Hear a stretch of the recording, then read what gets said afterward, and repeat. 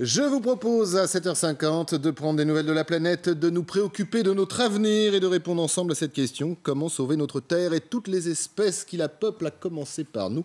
Pauvres humains, on l'apprenait cette semaine, 60% des espèces animales vivantes sur notre planète auraient disparu dans l'espace de 40 ans. Eh bien, savez-vous que plus de 600 000 enfants meurent chaque année à cause de la pollution atmosphérique? Direction le terrain, retrouvez Camilla Campuzano. Presque invisible, la pollution de l'air est partout. Et ça n'a rien d'anodin. La pollution de l'air est une tueuse silencieuse. Selon l'OMS, elle est responsable du décès de plus de 4 millions de personnes dans le monde. Parmi elles, on compte 600 000 enfants. Parce que les plus petits sont aussi les plus vulnérables.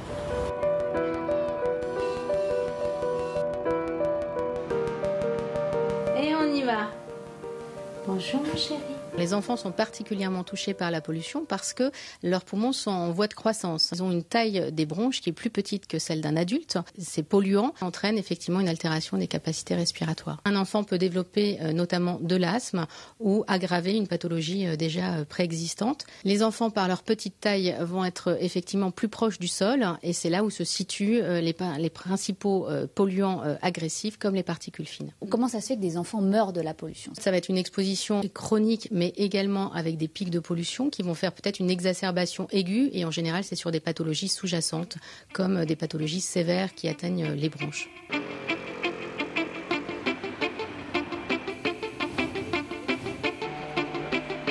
La mauvaise qualité de l'air frappe de façon différente les villes et les campagnes, mais les deux types de secteurs sont impactés. La palme revient à Delhi. Voici la liste des villes les plus polluées au monde. Paris à la 17e place.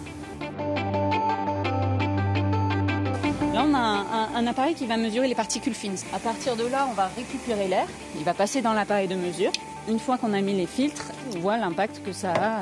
Il est plus tout blanc, non. Il a vraiment été exposé.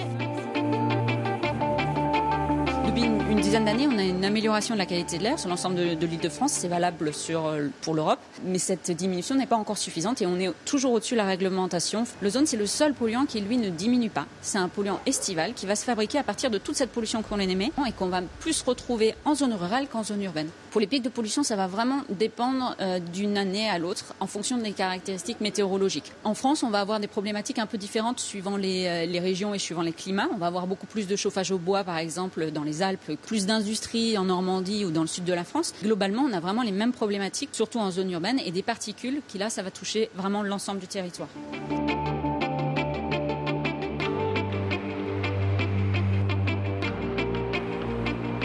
La France figure parmi les pays très pollués sur la planète. Les secteurs les plus touchés se trouvent en Afrique et en Asie.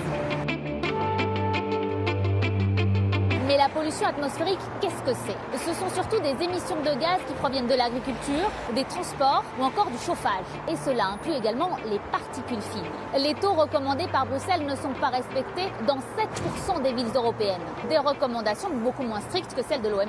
Si on se base sur les critères de l'Organisation mondiale de la santé, alors là, on fait un bond. Ce sont alors 74% des villes qui ont un taux trop élevé de particules fines. À Genève, justement, pour la première fois cette semaine, une conférence internationale est organisée sur cette question.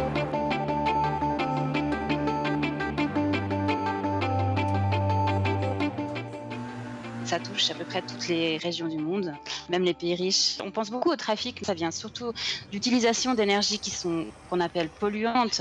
Il y a encore pratiquement la moitié de la population mondiale qui cuisine, qui se chauffe et qui s'éclaire avec des combustibles polluants. Le problème de la pollution intérieure, c'est que ça touche principalement les femmes et les enfants parce que c'est eux qui sont en charge des charges domestiques. Donc il y a l'accès à l'énergie, ça c'est un point clé vraiment. Les solutions sont connues, la technologie elle est connue. Après il faut vraiment les mettre en place, il faut avoir la volonté politique de les mettre en place. Il y a eu beaucoup de mesures qui ont été mises en place, notamment en Europe et en Amérique du Nord, mais les niveaux restent encore suffisamment élevés pour qu'il y ait un impact sur la santé.